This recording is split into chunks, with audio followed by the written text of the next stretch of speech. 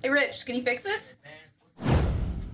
Oh, sure thing, Sam. Let's see what we got. This is an original Xbox, but it's not just any original Xbox.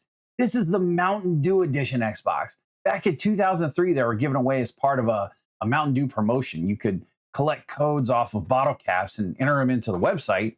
And if you got enough points, you could score one of these. They only made about 5,000 of them, and people think it's actually a lot fewer than that have survived, and they're still out there in the wild today. I own one of these. I have one CIB. It's actually one that I won from the contest, but that's a story for another day. These are just like early peak 2000s gaming culture, like that green, the Mountain Dew, just iconic.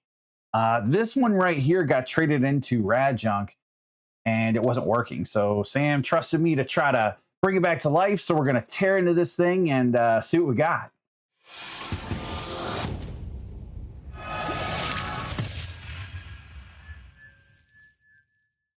This Xbox, Sam got traded into Rad Junk. It's not working. We're gonna see what we can figure out with it. It's in really good shape. It's pretty clean. So I have it hooked up right now. We've got it plugged into a video capture device. I'm just gonna fire it up and see what it gives us. Oh, we're getting the boot screen, which is awesome. I love to see that. Let's see, maybe we get lucky. Maybe it's just perfect and working. Although usually when this takes a little while like this, it's usually not the case. So I have a feeling we're about to see an error code. Let's see what we get. Nope. Yep, there it is. Okay, so this screen's pretty familiar. Sure if you can see it. I'll see if I can show it to you. So we do get the yellow and red flashing LED around the eject button there. Code 7, you see up there in the top left corner, code 7, usually has something to do with the hard drive.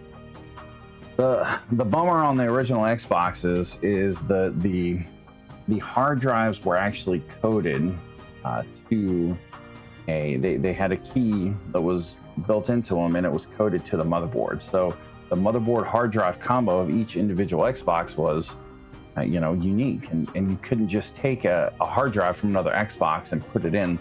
There was a way a long time ago where I actually built a device where you could read the key off of the motherboard and the hard drive, and then you could change it on different hard drives to make a match. But that's a really horrible process.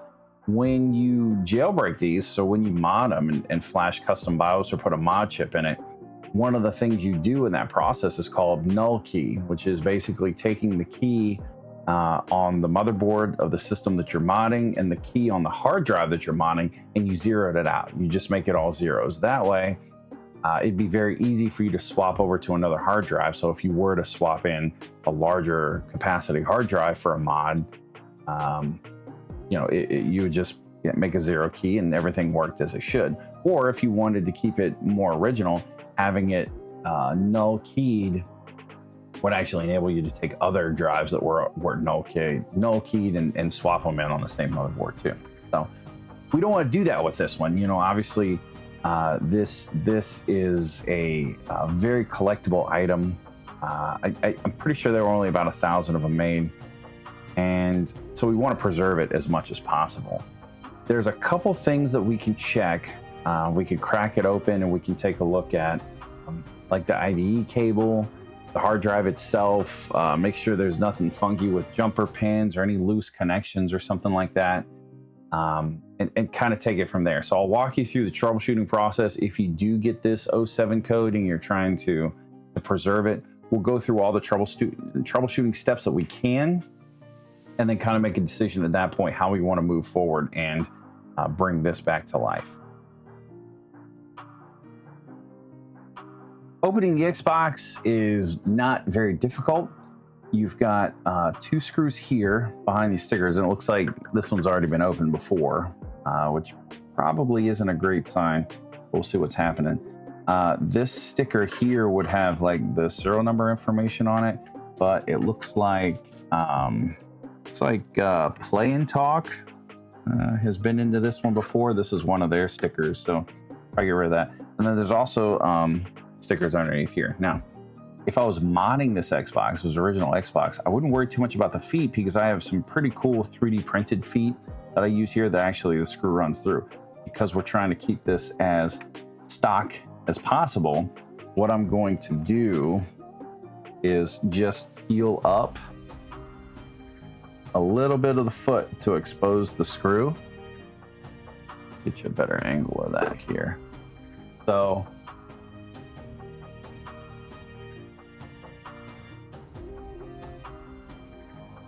I'm just going to peel up enough to expose the screw. All the screws are T20 Torx. And then, like I said, there's one in each corner and then two here in the center.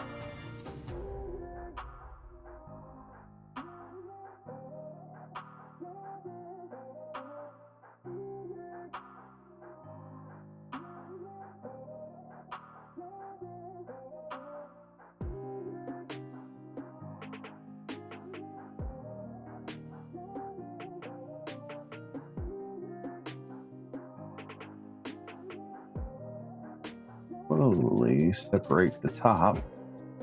There are little catches here and there, but for the most part, it just slides right up. Not bad. All right, so slide that up out of the way. Pretty clean inside. And my shield, that jewel is just awesome. It's really cool. Put that off to the side for safekeeping. Now we have the magic. So DVD drive, hard drive, IDE cable connects between both. The IDE drive should have jumpers on the back to set it as master. Your DVD drive power and everything comes up through here. That's a Samsung drive. So let's see about just reseating everything. Check our jumper settings. Just try reseating the cables and see if maybe we can get lucky.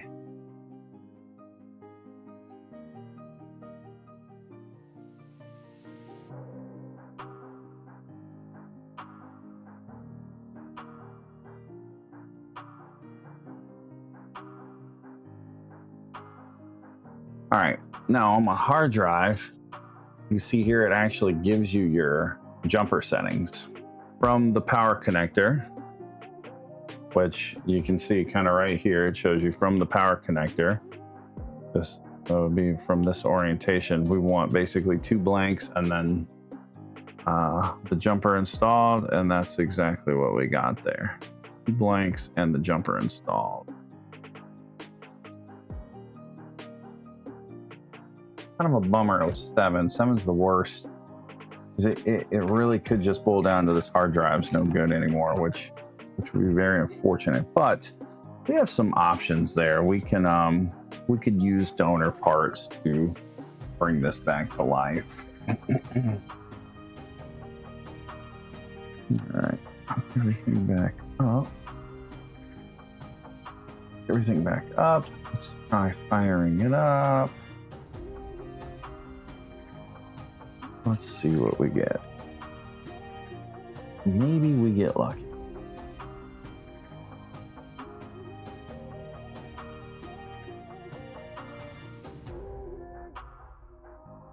Usually when you sit here, this Xbox logo for an extended period of time like this, it's pretty much the hard drive. Like, it's just not rating the main drive.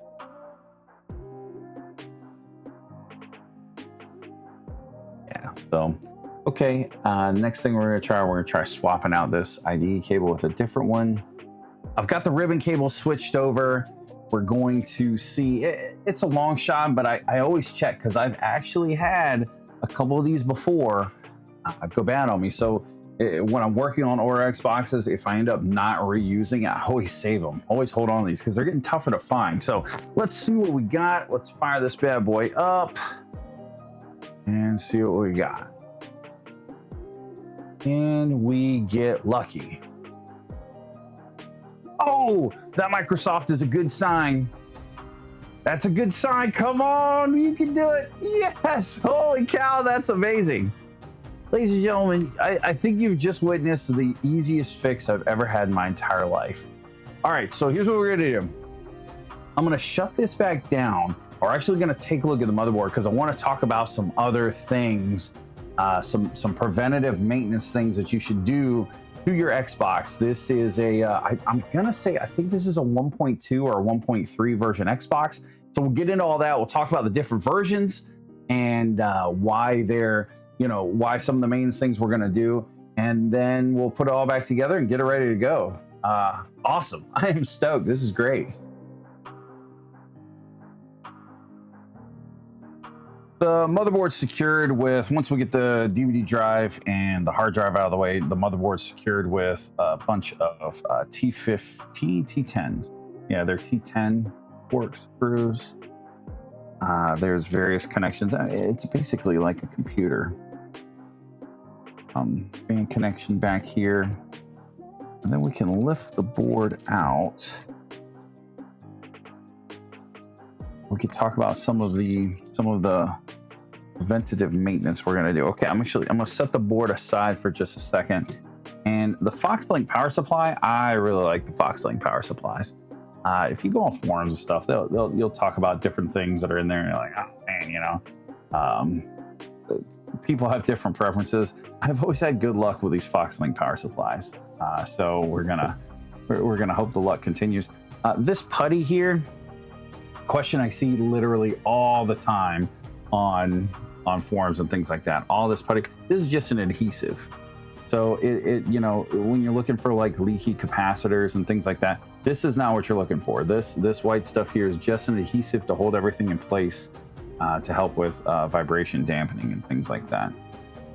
Your connectors are your main power supply connector, your front panel connectors, your front power board input output connector here on the back. There's a fan connector, and then your inputs and outputs, your video and your Ethernet back here.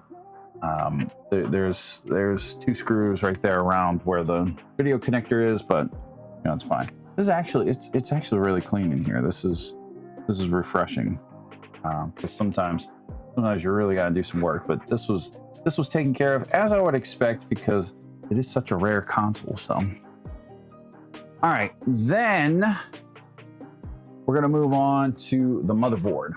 Motherboards inside the Mountain Dew Xboxes were 1.2s and 1.3s. So the numbering system on Xboxes is kind of, you know, self-created, I guess. But the quick looks that you can tell, and there's a lot more detailed pictures online that you can see, but the early versions, like the 1.1s, they had fans on top of the this is the GPU, this is the CPU, I think, pretty sure, but either way there will be a fan sitting right here. Maybe I'll put a picture in there. So that's how you know it's a 1.1. 1.2s, 1.3s had this connexent like video encoder chip right here. So you know, it's a dead giveaway. These are actually my favorite ones to mod. Clean all this off real good, but these are my favorite ones to mod because they actually have the spare slots for extra memory. So you could go from 64 megabytes of RAM. There's 2 chips there and 2 chips down here. I think it's 64 to 128. You can double it. You can actually buy these memory chips and install them here, and then run a custom BIOS and a custom firmware that lets you access that memory. It helps for playing emulators and stuff like that. Most of your original Xbox games don't really need it. Some of the unreleased Xbox games that are out there do use it, and it's pretty awesome to have. Again, we're keeping this one stock, so we're not going to mess with that. But maybe in a future video, if that's something you're interested in, let me know. We'll make a video of it one of these days. So one of the most important things that you can do to your original Xbox, if it is not a 1.6, which would be the latest revision, if it's one of the earlier versions, 1.1 all the way to 1.5, well, you know, if you believe there's a 1.5, but that's a different story, is this capacitor right here is your clock capacitor. It's down here. You can kind of see it's marked on the board. It's got some silk screening here. And if you look at it, you see how the lines on top of that capacitor here, it's very defined, like the grooves are very pressed out, whereas the grooves on this capacitor are not. This capacitor is starting to leak, and that's why you always want to remove this capacitor. Now, 1.6, you have to put this capacitor back, but in earlier versions, it's best to just take it out and leave it out. The only thing that you have is you won't have clock. Now, you can replace it if you want to, but it's something you need to remember to replace every so many years, because if not, you're going to start getting leakage down here on the board, which, like I said, this one's already started to break apart, and it looks like it has started to leak a little bit. So thankfully, we caught it in time. So the first thing we're going to do is get that cap out of there. Get the old clock cap out. And like I said, for the earlier versions, except for the 1.6, I just leave it out. I wouldn't even try to put it back in, because it's just something you're going to have to remember to go back and do every few years. And for me, it's not worth just keeping the clock. I don't really use the Xbox to tell time. So the rest of these caps all look really good. So you can go through and replace these caps. But they all look good. They're not in bad shape. It's usually only that clock cap that ends up giving you problems. But it's good to do an inspection. If you see them start to separate up here, which that's what these lines are for, it starts to show you when they're bulging out, like the clock cap is. You should go ahead and replace them. But right now, I think we're doing okay. So we're going to leave those be and just remove the clock cap. Oh. Get that junk out of there. All right. I find that usually just a little bit of solder gets it done. You can add flux. That'll help too, but when you're just removing components, I find just a little bit of solder gets it done. Be careful when cleaning up, because if the acid from inside that capacitor did get on anything, it might have weakened some of our connections. So we don't want to knock anything off, and pay close attention to where everything's at, so that we can play a pastor. Yeah, you can see there just all that kind of collection of corrosion here. That's all from that leaking capacitor. These components would be susceptible, and all of these as well. So go a little bit around here. So I'm going to, and some of that's just dust, because as the electrolytic solution inside the capacitor gets on the board, it makes it sticky. So dust attracts to it. But don't be too aggressive. Kind of get in here and make sure that none of our components look corroded, or none of the solder joints are broken or cracked. Clean up our board nicely. With the clock cap gone, that's really the biggest preventative maintenance thing that you can do. Another thing I like to do is go ahead and we're going to reapply some thermal paste underneath these heat sinks, just to get them good and cleaned up. Do a good visual inspection of all our capacitors and all of our, the solder joints that we can see. Look for anything that might stand out as not good. So far, it looks pretty okay to me.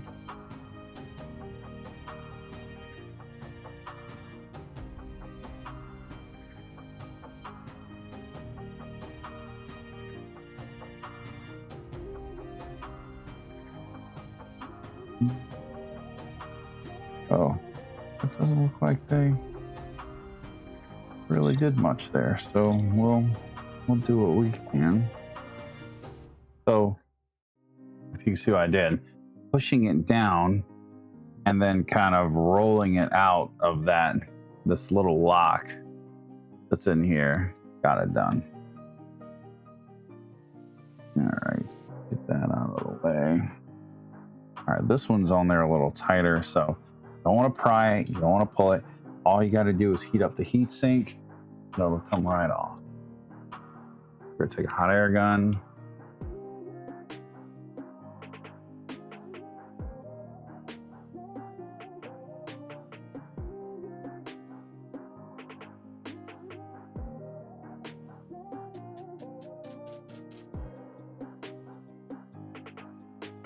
There we go. So to do that, I put this little spudger tool in the middle of the heat sinks, and I twisted it to where it had pressure on it, and then just you know, in between the middle, and then let gravity kind of pick up the board and let gravity sort of do the rest of the work. All right, plastic spudger tool. Plastic. Did I say plastic? Make sure everybody heard me say plastic. Plastic spudger tool.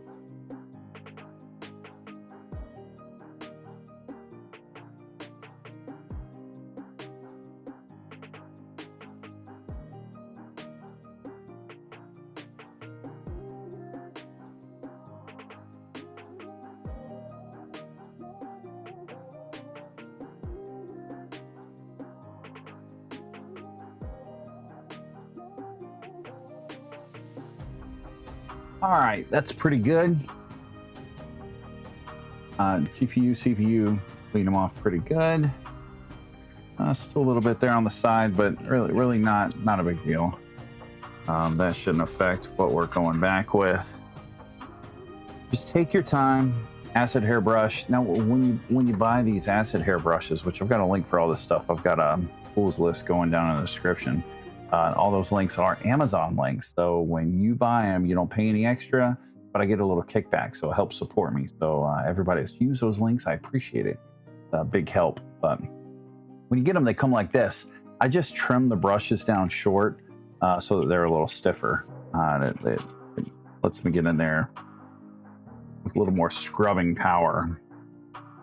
Clean up real good. Then some clean paper towels. Get everything nice and clean. And again, this is all just 100% alcohol. It too, I have it listed down in the description. If you ever have questions on tools or processes or anything like that in any of my videos, hit me up. I try to answer every single comment. Some of my videos have gotten a little bit bigger than others, so I'm sure I've missed a few along the way, but I really do try to answer everyone, especially if you're stuck and having problems. I want to try to help you out as much as I can. All right, and then the heat sink, let that cool down a little bit because, you know, we just did the, so we don't want it to get too crazy. Same process on the heat sink. We just want a decent amount of rubbing alcohol on there to help break down the stuff. We still, once again, plastic spudging tool because we want to keep this surface as flat as possible. We don't want a lot of scratches and scrapes in it because, you know, that's the whole purpose of thermal compound, is that no two surfaces are perfect, so the thermal compound makes up for the imperfections in the metal when it touches the processor or whatever it's touching that needs to have heat pulled away from. Because the more contact that you have there, the better contact, the less air, the better your heat transfer is going to be. So that's the whole purpose of thermal compound. And what we're trying to do is keep this surface as flat as we can, as clean as we can, but we can apply some more modern Arctic silver or something along those lines. All right, a little bit of Arctic silver, a little spudger tool.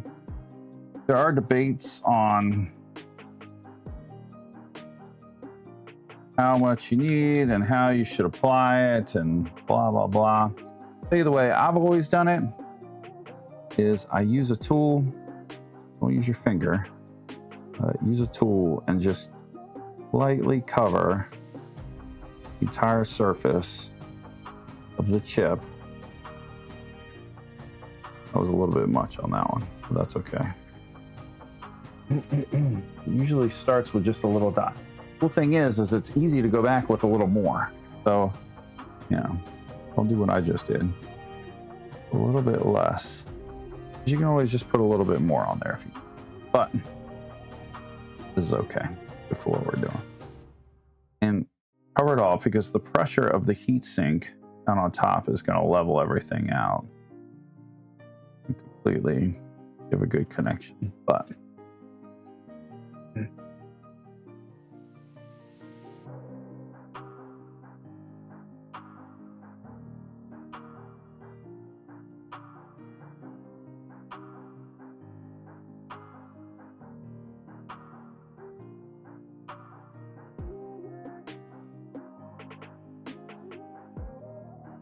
I just painted on a nice even layer.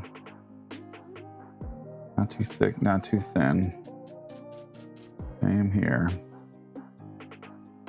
Always add a little more.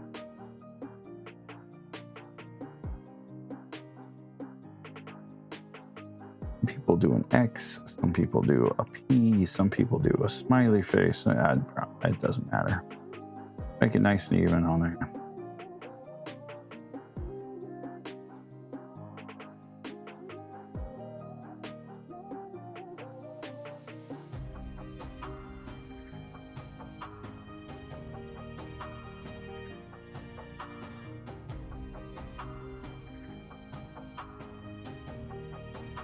All right.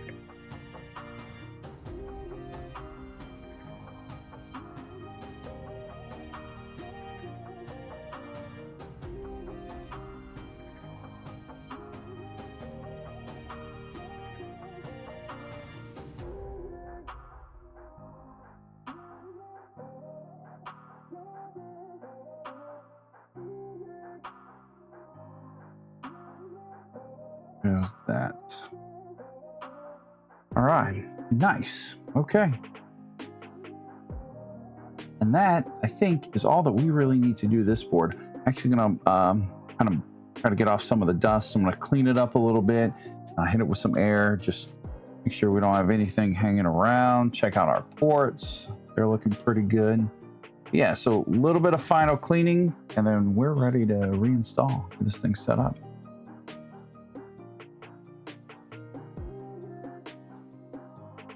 I think that's all our screws. Right. Look at our connections.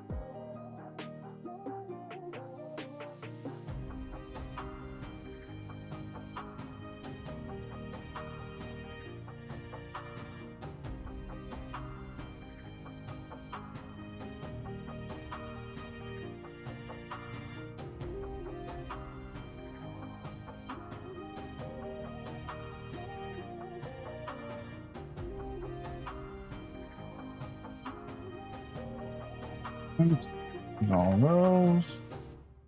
Then we need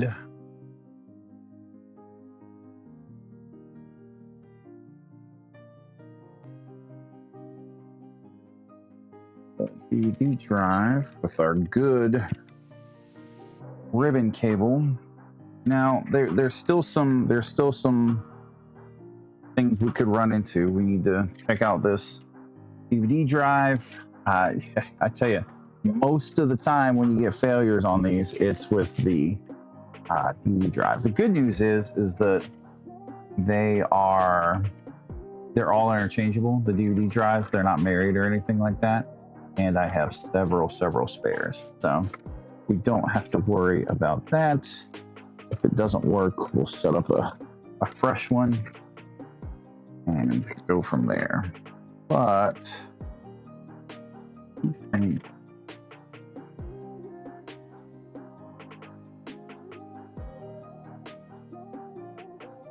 I think we're gonna set everything in here first, just to double check. We'll do a test and then go from there. I'll grab a game and we'll do some testing and see where we're at. All right, I got a copy of Tom Clancy's Splinter Cell. Funny story, it's the game you used to mod these. Well, at least you used to the last time I did one. It's been a few years since I've done an Xbox mod. So, got that one on hand though to check this out. I'm just gonna run it like that. Let me switch over here. Let's see if we boot. Didn't mess anything up. Didn't, you know, forget to plug something in. Couldn't be the first time. How we do? Good start. Good start. I like to see it. Ah, that Microsoft. You said Microsoft. You know we're going the right direction. Oh, outstanding. Awesome. Okay. Let's skip over that. All right, let's check our so our disk drive here. I'm gonna turn it off. I don't like moving it around with this hard drive spinning, so don't move your Xbox around when your power is plugged in. That's a recipe for disaster. And then after you power off your Xbox, let it sit for a few seconds to let the heads park. And you know, old school here, old school. Gotta be easy with her. All right, so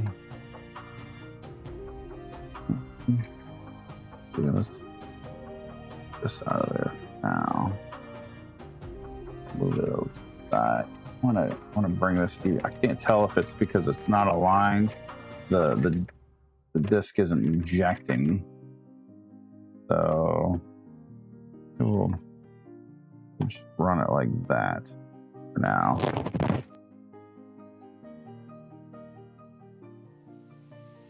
I want to see if the ejection is because of the mechanism inside of the DVD player, or if it's because I just didn't have it aligned to the case properly. Okay, yeah, so it's not one to eject out of there.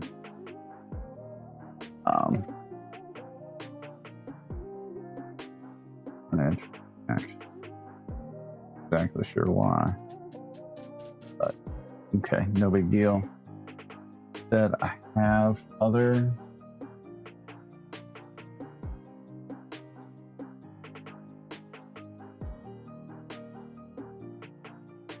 Right, the sweet Mountain Dew one.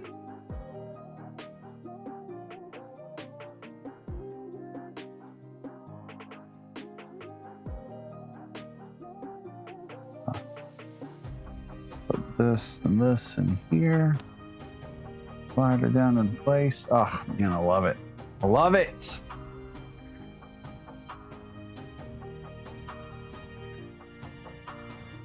We'll clean off here. All right, and then into the tray. We'll caddy for it. So Microsoft, they did build a pretty sweet console here, and comparatively speaking, it was right on par with like PC gaming in that day. PC gaming's always been superior, you know, graphics, memory, expandability, things like that. But man, this early Xbox, I mean, they basically set out and they just said, look, we're going to build a PC. That's what we're going to do. That's what they did. And it's pretty awesome.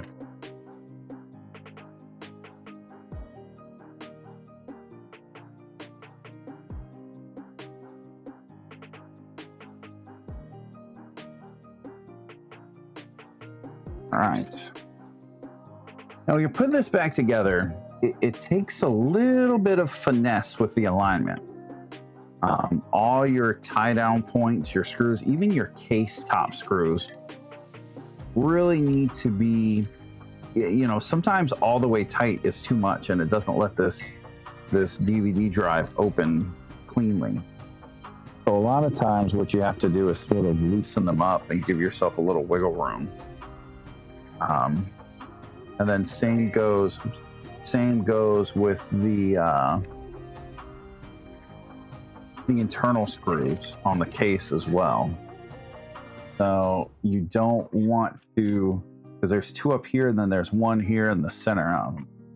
There's two up front here that go down here and one here.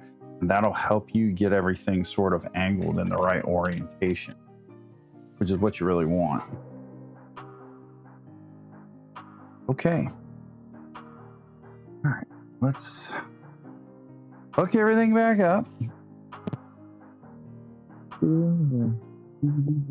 Opens and closes as it should.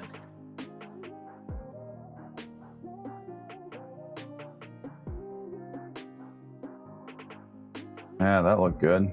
Like it. All right.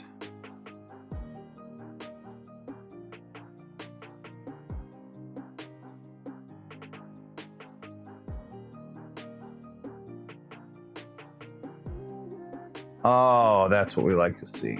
Outstanding. Outstanding. Let this fire up. See what we got.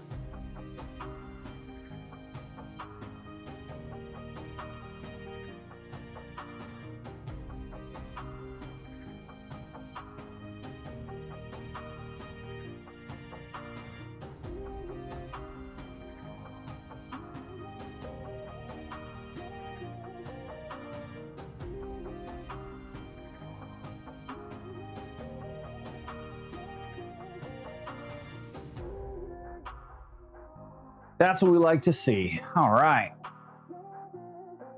And there you have it. Another rare piece of gaming history saved. A big thanks to Joe and Sam over at Rad Junk for letting me work on this. They repair most of their stuff over there, but every now and again they toss me a project. Literally, it's kind of fun. Good thing to work on. I love these Xboxes.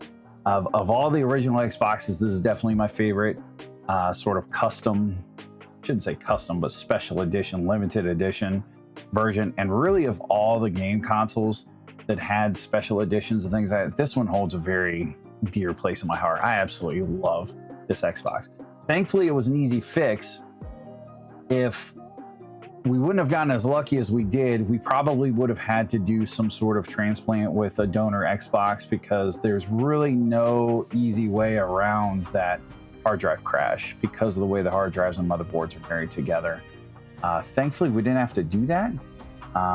We were able to leave this one pretty much as is. We actually upgraded the optical drive. We put a little bit nicer optical drive in there. I had a new old stock one laying around, so that's an upgrade for sure. But yeah, this thing was a lot of fun. Once again, huge thanks, Sam and Joe, Rad Junk. Thanks so much for letting me work on it. I definitely enjoyed it. I know whoever gets this from you guys is going to love it for years and years to come. If you learned anything, or if you enjoyed the video, or if you didn't like the video, you know what? Hit me in the comments. Let me know what you think. If you want to see more Xbox content, let me know that too, because I do love modding these. So we could break a couple out and do some mods on them, have some fun, go through that process and everything. But if you like the video, helps the channel out. If you're into console repairs, restorations, mods, hacks, jailbreaks, whatever, hit the subscribe button, hit the bell. We do that around here. It's what we love doing, what I love doing. And as always, thanks for watching. Thanks for hanging out. Appreciate you guys, and we'll see you in the next one. Go. Rich, can you fix this?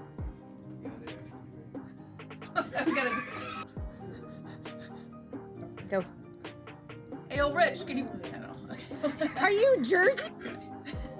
Okay, go. Hey, Rich, can you fix this?